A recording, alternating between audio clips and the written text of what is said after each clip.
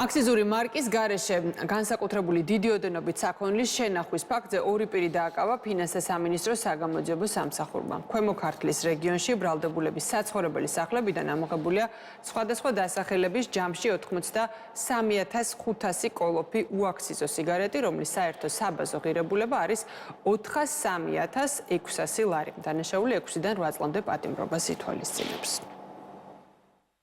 გატარებული ოპერატიულ სამძებრო ღონისძიებებისა და საგამოძიებო მოქმედებების შედეგად პირთა ჯგუფის მიერ განსაკუთრებით დიდი ოდენობით მარკირებას დაქვემდებარებული აქციზური საქონლის აქციზური მარკის გარეშე შენახვის ფაქტზე ორი პირი დააკავეს.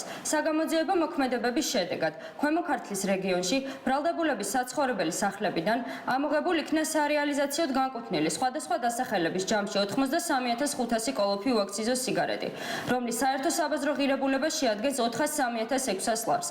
გამოძიება მიმდინარეობს საქართველოს სისხლის სამართლის კოდექსის მეორესე მუხლის მეორე და მესამე ნაწილებით, რაც ითვალისწინებს თავისუფლების აღკვეთას 6-დან 8 წლამდე ვადით.